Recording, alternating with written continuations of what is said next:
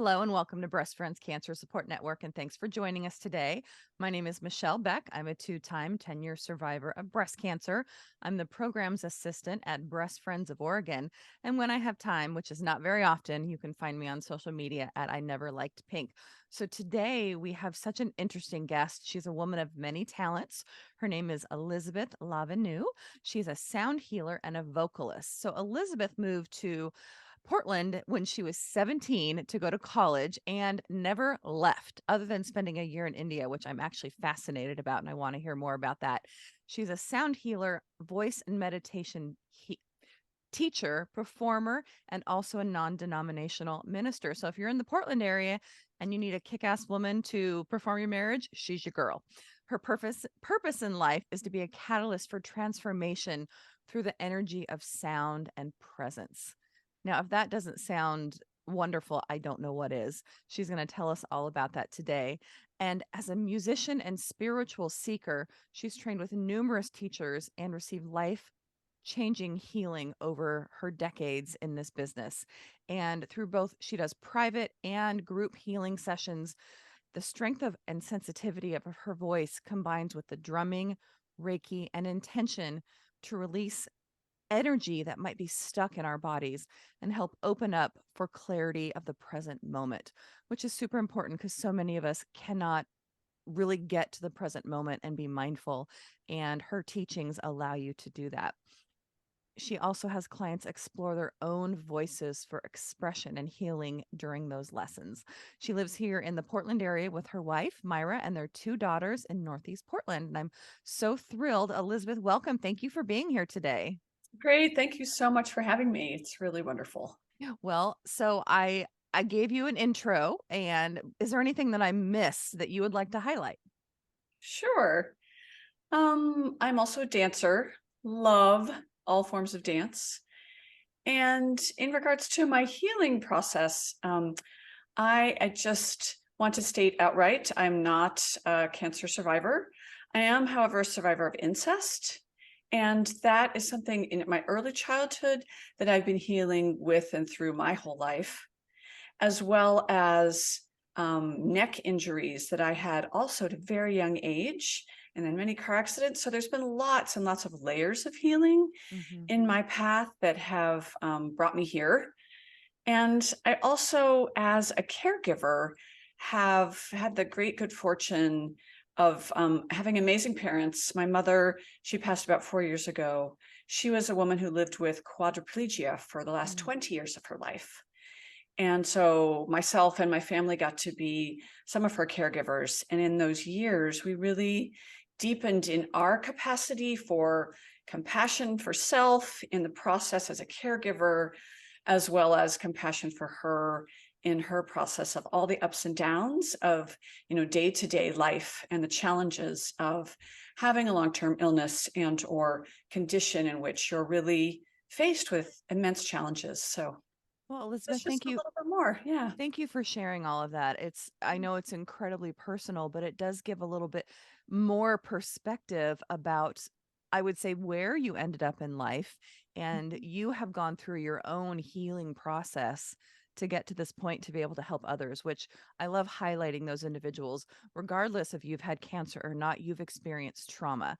And I believe what you teach and what you work with your clients on as a sound healer and a vocalist, you've taken the path yourself and now you can lead others forward, and I love that.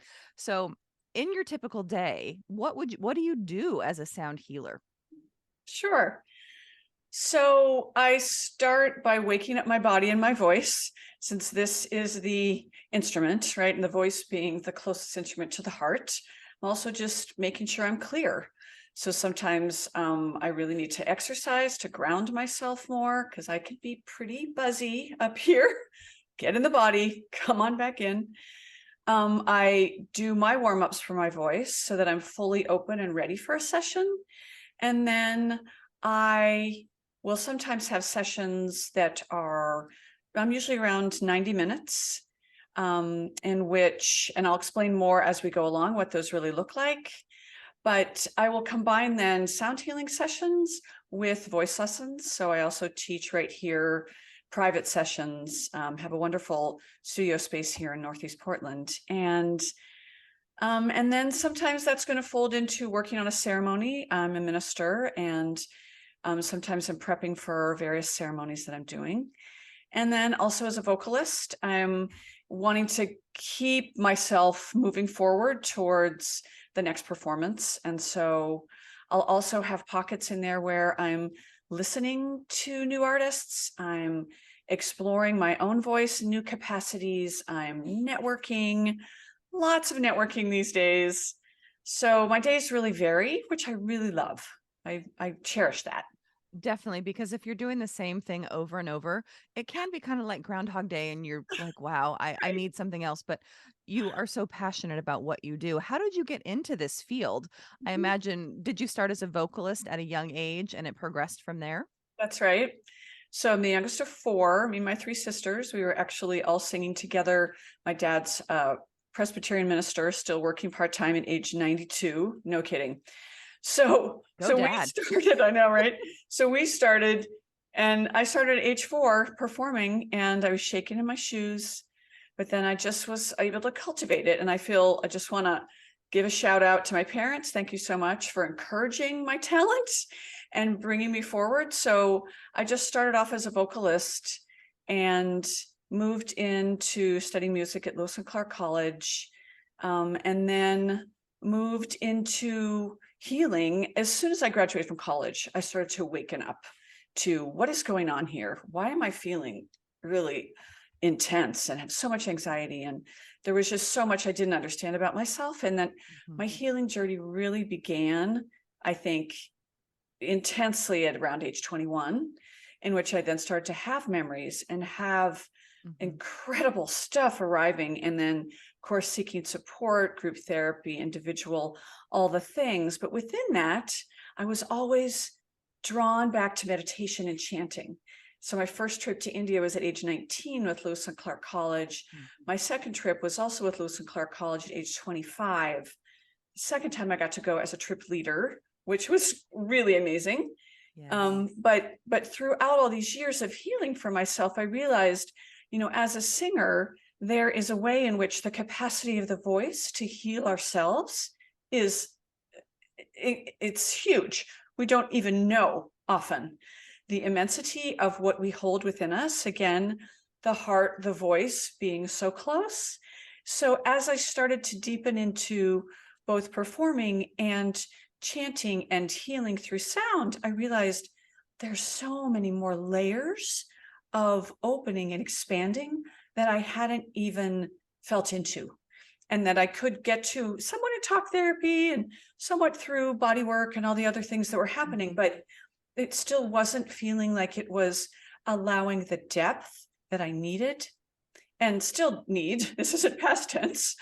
And so through that, I'm spanning decades here. I'm now Mhm. 54. Moving into really the big next transformation happened when I felt called to be a minister. And that was just before COVID. Some of my teaching needed to go away. I was still doing private work, but then there was this big opening, and I was like, what is meant to be here? I have a degree in religion. I also in music, but I never felt called to go to seminary. Mhm. As a non-denominational minister, I feel really that I'm a Christian, Hindu, pagan Buddhist. I Yeah. love it. You're combining the best of all of the things. And why not? Because Yeah. there's so much out there. Mhm. There's no one who says you have to be this one thing. Well, Right. there are people, but they're wrong. Um, that's the way I look at it. Yeah. Because you've lived this life and you've learned about the different parts of the various religions and what works for you. And the god or gods that are out there, great. It's such a personal experience. Right.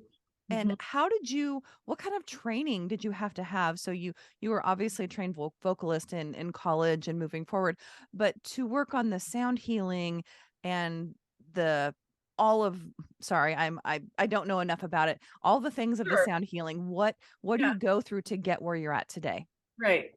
So the journey really began to unfold in another way through COVID.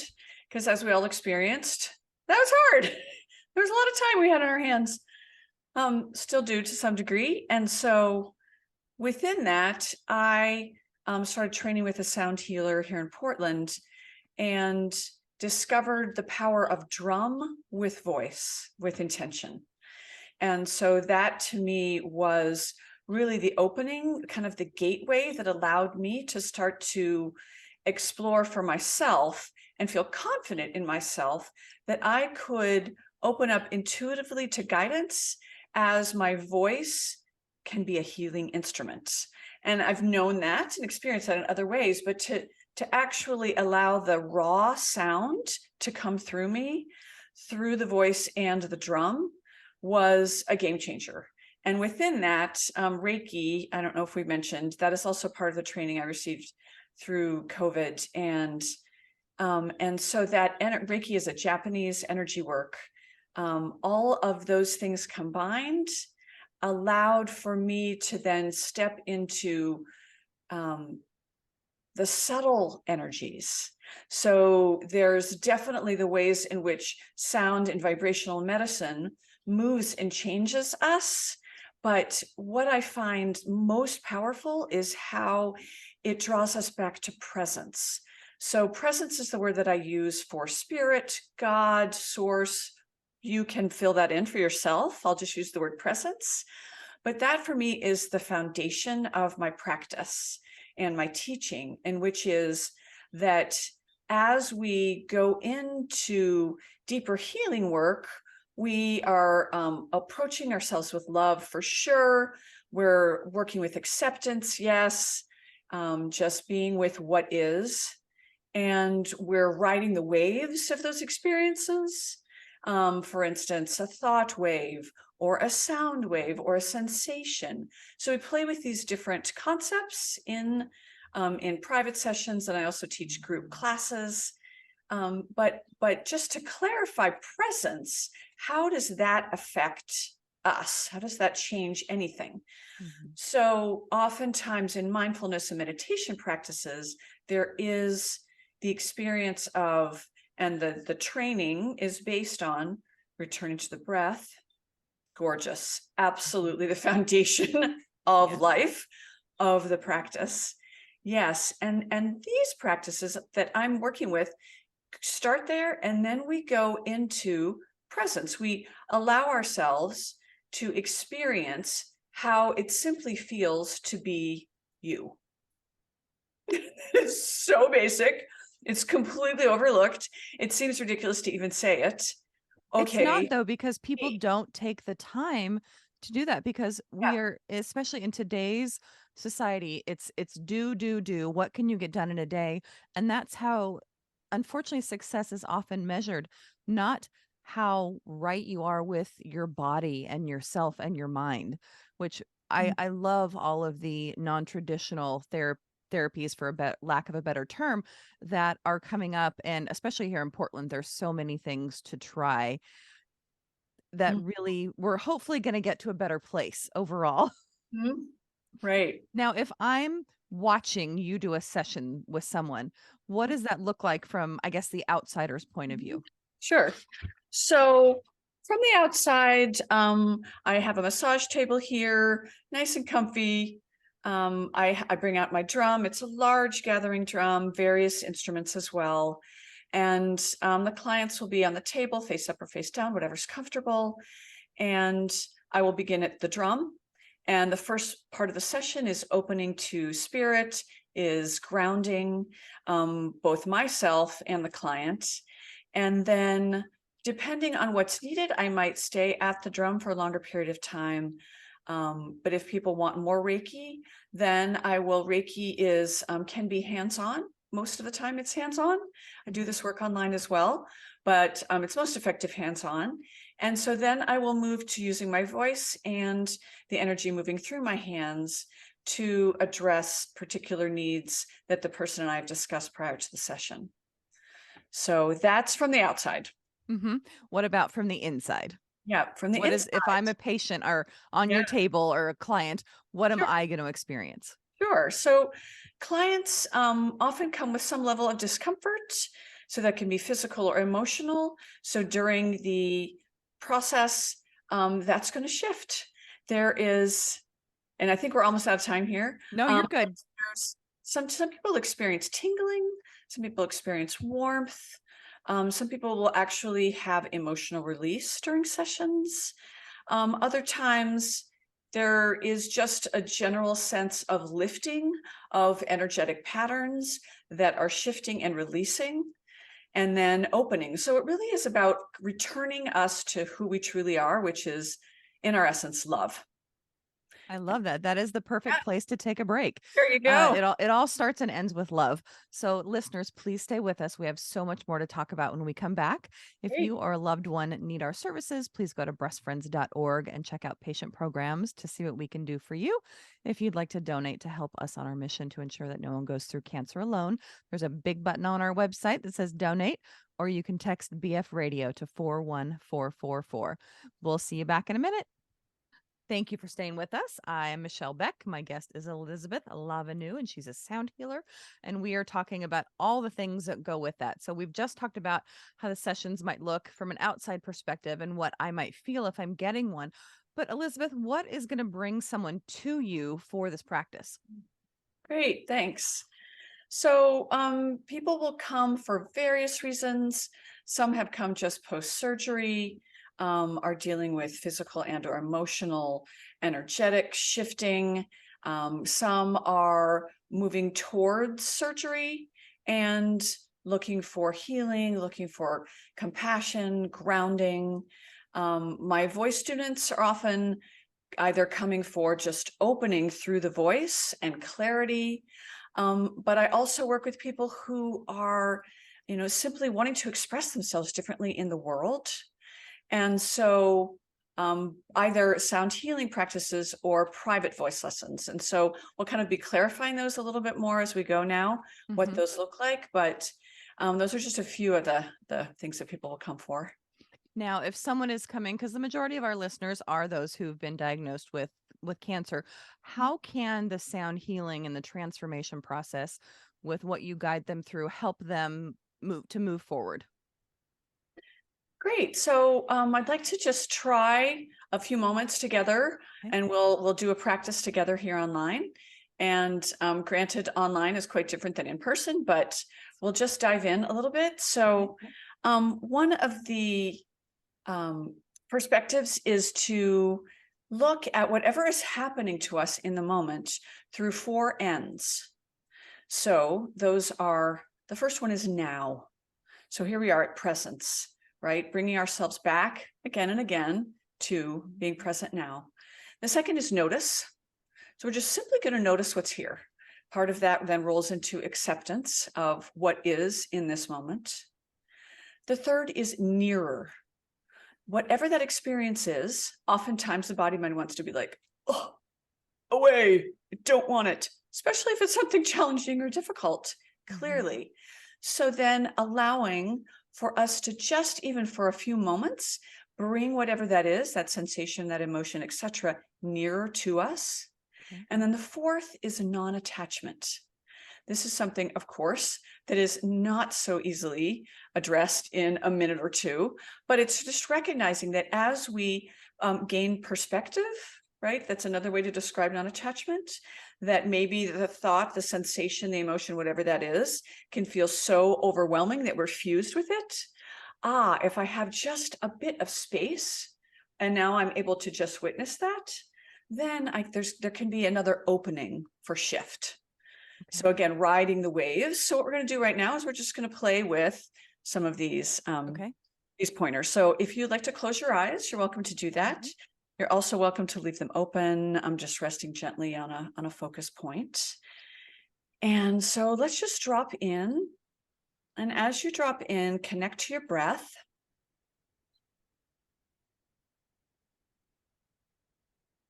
Just noticing the in-breath, noticing the out-breath.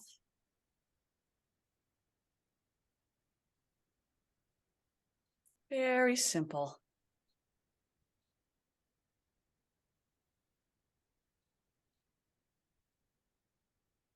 Bringing ourselves to now.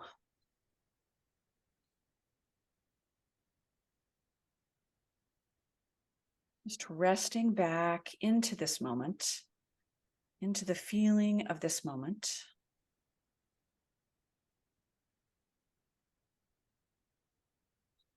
And now notice any sensation in the body, any sensation at all. Could be simply the sensation of the breath.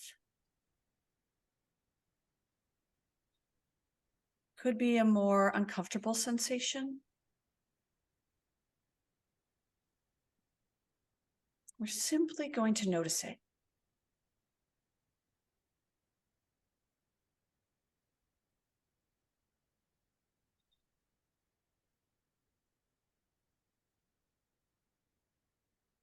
And now we're going to allow that sensation to come even nearer.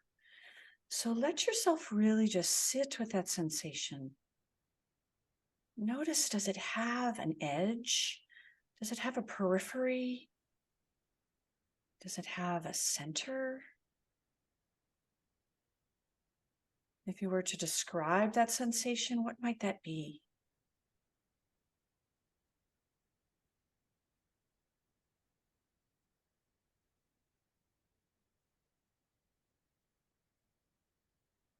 And now we're simply going to rest back into the feeling of letting go.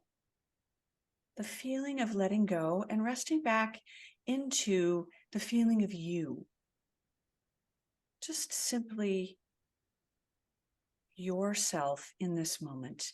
And in that, we're going to now feel into that sensation with just a little bit of space, just a little less attachment. So we're witnessing, we're sitting in and just noticing that sensation.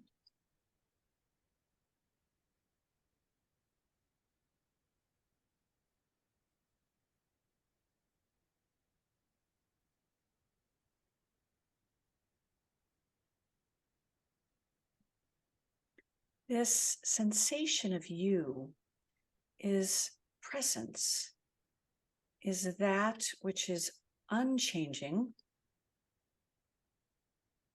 It's just simply being. And when we can touch into this in our day-to-day life, in just the briefest moments, we can allow for things to shift. So take a deep breath and go ahead and open your eyes when you're ready. Okay, I need you to guide me every morning in this. Okay, great. We can arrange that. As amazing as this sounds, so I have had for the past few weeks a knot in my levator scapula. So the back here behind underneath my collarbone, my shoulder blade. And it's getting better, but it's been pretty constant. And I will honestly say just sitting in here and breathing into it and focusing on that, it let up a little bit. Okay. Which is, and it's been something I'm struggling with a lot lately. And it just that the presence and the focusing on the now, and it's literally like I was like imagining like putting a line around it and where is the center, and then just like letting it go, and it did release a bit. So thank you for that. You're welcome. It's amazing, I think, too, especially how online you can still do these practices, because it's really we need the coaching and the guidance to do it. It doesn't have to be in person. I mean, mind you, I really want to experience it in person. Right. But even doing it this way is fascinating. Mhm. Now, you had mentioned, or it's on your website, I'm not sure whether, about how you kind of use your intuition to sense what your clients need. Can you talk about that a little bit? Yes. So whether it's sound healing or voice work, I'm constantly checking in with something other than the mind. Yeah. And so again, that word presence, whatever that place is inside that from which our guidance arises, especially within the sound healing work, I'm allowing images, sensations, maybe it's a word or a thought cluster or whatever that is, to move through to inform me as to what needs to shift next. Because within energy work, there isn't ABCD. There could be, but not in this particular flow. There is very much a sense of spontaneous movement. And as we move through our daily life, we also will notice that we have ways in which we have structure and then we have freedom, right? We need this throughout our lives. And so the beauty of this work and these practices that I'm teaching as well is that we're both embracing structure. Perhaps it's a vocal technique, perhaps it's focusing on the breath or aspects of mindfulness. And then we're really opening into the freedom. And that's a part in my process in voice work that I had to really embrace even more, because I was starting to feel like I'm stagnant, like I've just been doing the same thing. I mean, I've been teaching vocal technique, etc., for 25 years. It's like, okay, what else is going to be mixed up here? And within allowing for the meditation practice, particularly, I find myself having an anchor, finding a way in which I am able to combine technique with the freedom of allowing the voice to intuitively move in this way. I would have never thought of that. That could sound wild. What? So it's opening to the wildness. There you go. And letting that not only show up, but be an essential component of healing. Because again, the mind is going to want to control and fix and shape. And thank you, mind. We need the mind. We are not rejecting the mind at any point. This is acceptance and love, right?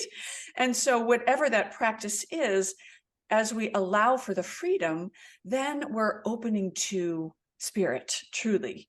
And I think that many of my clients would say they experience that in sessions as well. What kind of feedback do you get from your clients after the sessions? So, during the session, I mentioned some of that. Afterwards, often it's a big picture experience. So people will say in the immediate 24 hours, some people continue to have energetic shifts, clearings, dreams that are vivid and different, or perhaps they're now having a talk with their spouse that they needed to have for 20 years. But in the expansion through the next week or weeks, people will describe increased sense of centeredness, of grounding, a clarity of decision making, perhaps contentment, a deeper sense of peace, and most definitely increased sense of love and compassion for oneself and one's process. That's amazing. Now, you have talked about multiple things so far, but how do you feel that sound healing, meditation, and voice work combine to create this transformation in your clients? Um, so back to grounding. So in my years of work, again, I mentioned like, love, I'm busy. I can get just really up here, go, go, go. I'm a Sagittarian. I'm shooting lots of different arrows. And in that, there's like so much creativity and blossoming of that. But then how does that get channeled? How does that ground in? And so in my meditation teacher training, I really just feel so blessed and grateful to many of my teachers. By the way, I didn't mention them specifically, but I've just had great good fortune to work with so many teachers. But in my most recent training as a meditation teacher, realizing that I needed to have a way in which the informal practice, we could call it, in daily life was guiding me back into presence. And that whether that's sounding or that sensation, riding those waves, right? That the recognition that all of these waves of experience, they come back. We always are coming back into now. And that process of riding the waves and then returning is the foundational process of our lives, right? This isn't like, got to go sit on a cushion doing meditation things and then getting up and then getting really pissed off and reactive and then, all the things, right? Like, Right. Yeah. see, yeah, If you're doing that, the work you're doing isn't going to do any good. You have to carry right, it through the rest of your life. right. Mhm.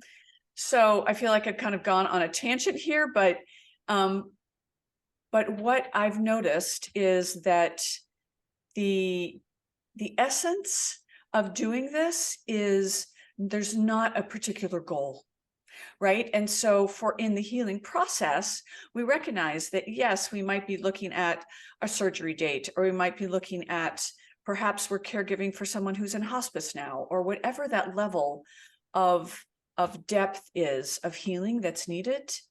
And still we bring ourselves back. And in bringing ourselves back to presence, we are able to be more present to ourselves, just in a simple noticing of, I'm exhausted. I have to tap out. I can't be sitting with you anymore, Mom. And now it's time for me to get someone else. I hadn't noticed that before. Oh, I have more awareness of self. Or perhaps it is recognizing that we need a little humor in the situation, right? Humor is healing. Always. For sure. So to have more subtle layers of awareness available is going to allow for ourselves and our own healing, as well as those that we're with and we're caring for. Perfect.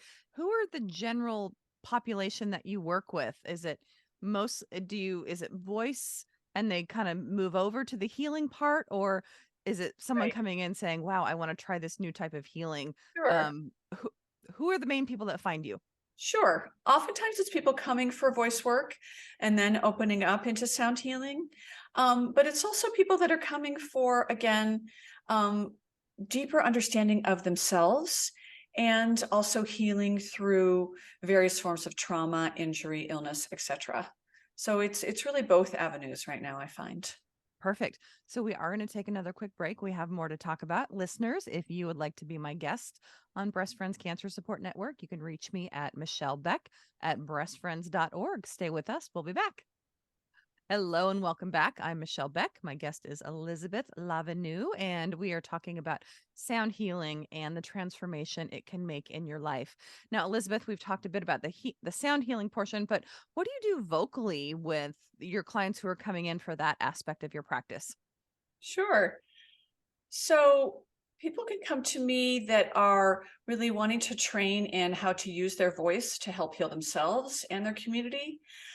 So I find that happens in a variety of ways. So students might come and really want to have a better sense of how to use their voice safely, and then how to express through song or chant.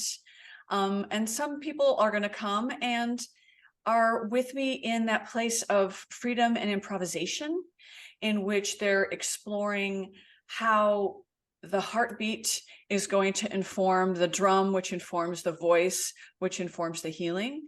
So it's very individual in regards to what people are looking for. But I find that generally, as we bring ourselves back to starting with grounding and centering, sometimes it's going to be starting with technique and getting more into form, or again, sometimes we're jumping right into what is emotionally, energetically needed right now for you, that's wanting to shift. So that shift again can come through my voice, as it does if a client is on the table.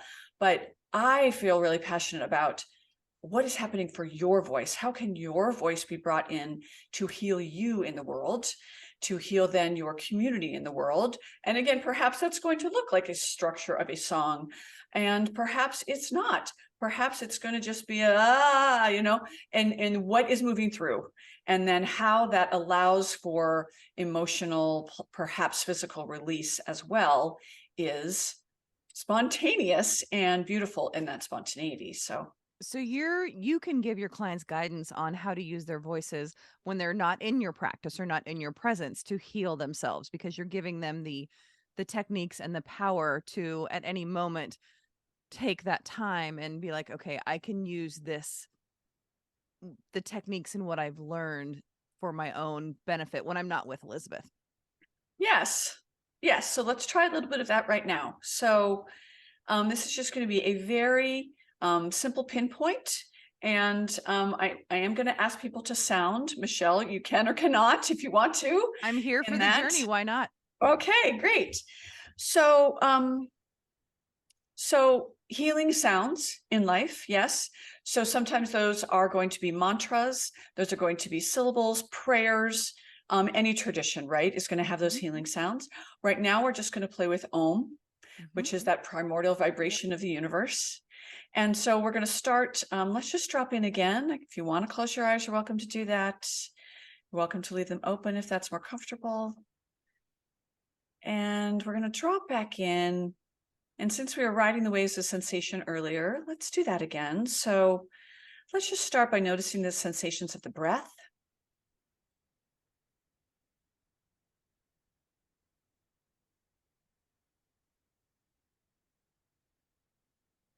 And now, if you would please return to that sensation that we visited earlier. And if that's an uncomfortable one, just know we're going to be there just for a minute. But allow your attention to rest into that sensation fully.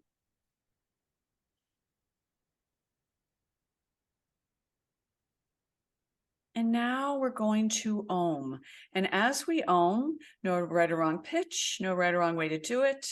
We're going to allow the vibration of that Om to rest into the sensation. So take a deep breath. Om.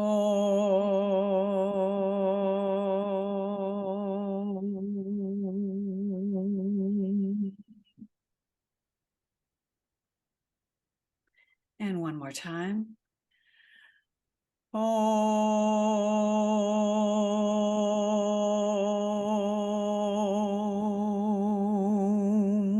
Om. And now just noticing that sensation again. This time we're going to rest back. And now we're just going to let go and rest back from any outcome, any particular need, want, just letting go and resting back into you.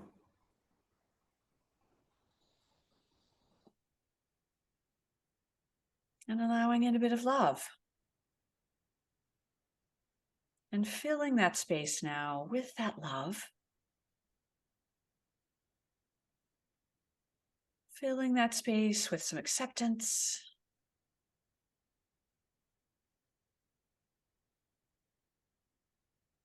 And some gratitude.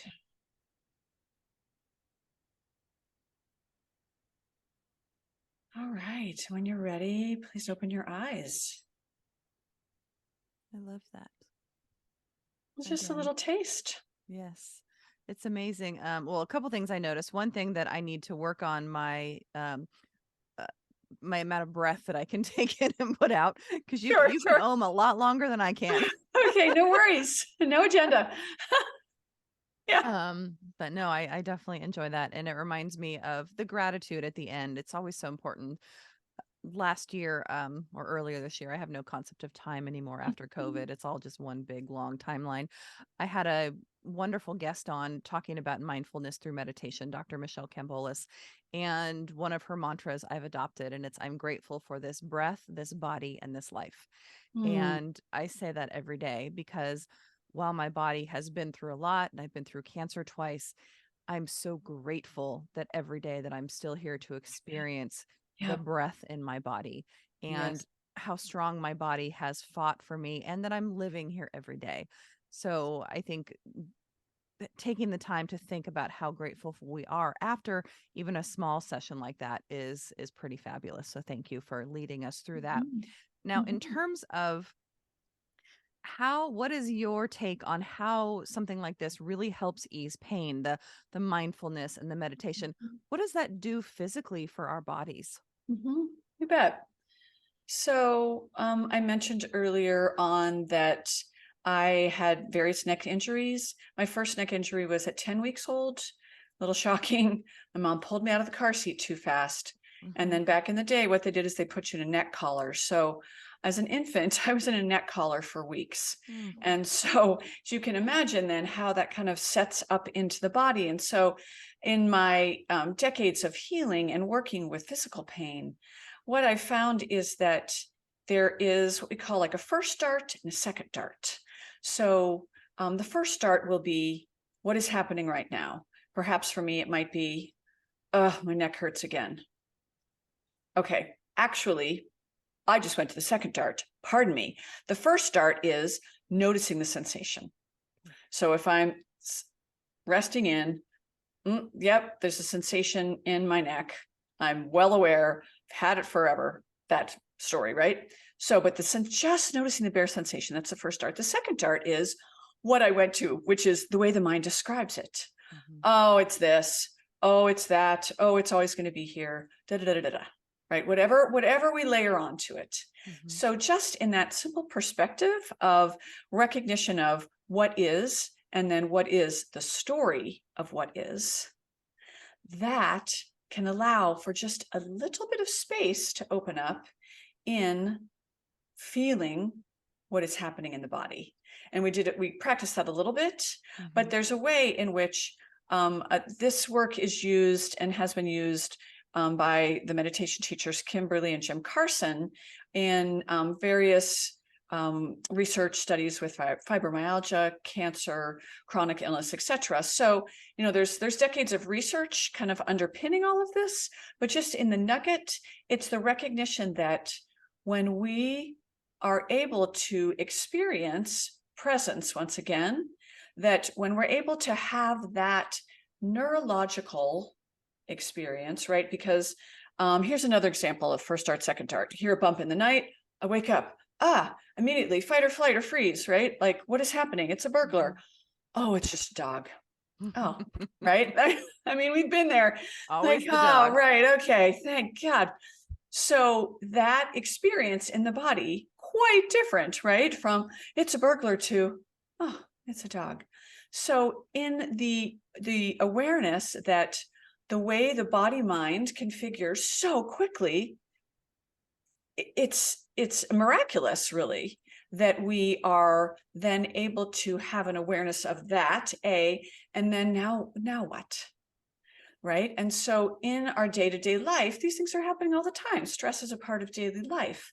So how are we physically in that configuration of neurologically things are shifting and perhaps in a way that we don't want them to? Or, can we notice, I just almost went down that tangent. Wow, I'm so glad I didn't go down that tangent. I don't need to go down that tangent. Right. And so, again, in my situation, that tangent might simply be the story of, oh, my neck still hurts. I can't believe it. It's going to hurt forever. Oh, wow. Look at that story. I can buy into that or not. Right. And so these are just some examples of how we can be with physical or emotional issues just in the day to day. Right. This is about where the rubber meets the road in life. Yeah. Right. And you have the ability to change your own narrative. That's right. That's right. Thank heavens. Yes. Yeah. Big picture stuff. Yes. When we had talked previously, you mentioned something called the wisdom traditions. And what is that and how is it connected to healing? Yes. So wisdom traditions are that aspect of all the major religious and spiritual traditions of the world, truly, that recognize that the foundation of suffering is separation.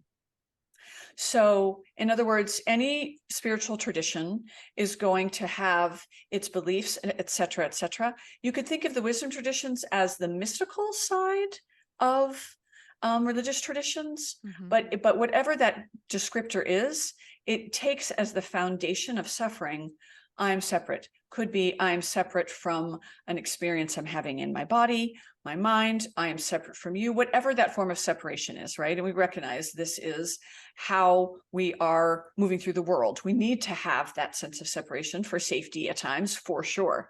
But we also recognize that when we are able to, again, return to that presence within us, we can start to feel more compassion for self, in that we recognize that actually fundamentally I'm not separate. Recent experience, I'm healing for childhood asthma that has to do with residual stuff from the incest. And as I read in the paper, ICUs are filling up. Pediatric ICUs are completely full in the state of Oregon. The RSV is insane right now. right? And, Mhm. and in my healing process, like I find that I am doing some grieving for my issues as well. And that I recognize breathing, right? This is the foundation. I am connected in some way, shape, or form to the healing of these children that's happening in ICU, right? And so it's a way in which we know these things, but oftentimes we don't want to necessarily feel the intensity of all of these things that are happening in the world. And so the way in which we can, with compassion and acceptance, bring ourselves back to, yes, I am having this experience, my individual limited experience in this body mind. And wow, do I have a lot of resources? Wow, am I actually connected to my partner, my family, my neighbors, my community, my world in this experience as well? And that then helps us break through isolation, which has been huge during COVID, right? Mhm. And so, um, so again, just the gratitude for this experience. Thank you, because I know we're getting to the end here as we close. So I want to read a quote because Please. this kind of ties in here with this interconnectedness, this web that we all weave together. Mhm. And so this is Thich Nhat Hanh.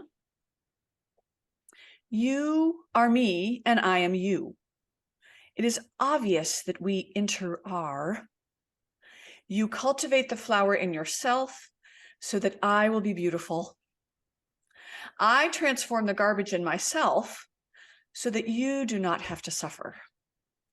I support you. You support me. I am here to bring you peace, and you are here to bring me joy. Oh, I just got Yeah, chills. I love that mm, so much. And that's it's kind of how it brings me to how I end every episode. We rise by lifting each other. We are all so connected. And I think healing through connectivity, sharing your trauma eases the trauma for everyone involved. right. And it allows us to fill our souls. So Elizabeth, we are so I'm thank you so much for being here today. Tell Yes, our listeners where they can find you online and on the socials. sure. So online, my website, have a number of them, but go to deeply-listening.com, deeply-listening.com. Instagram, Elizabeth-Lavenue, Facebook, Elizabeth Lavenue. And I have a link tree if you're a link tree person. So link tree is /e-lavenue. And the link tree will then list all of my upcoming courses and sessions. So I will be starting a new meditation course in January. I'll be offering an introduction to sound healing. That will be happening hopefully in January as well. Private sessions are ongoing. And the most recent upcoming thing for me is that I'll have a table at the Metaphysical and Wellness Fair, which is happening here in Portland this coming weekend, December 17th and 18th. Just kidding, because this is airing. Okay, well, Well, that's listeners, honest though. keep going to Linktree and to see what There Elizabeth you has go. coming up next. So, That's Elizabeth, right. thank you so, so much for being here. It has been my pleasure, and I cannot wait to experience some of this myself. So, listeners, we'll be back next week. And until then, remember, we rise by lifting each other.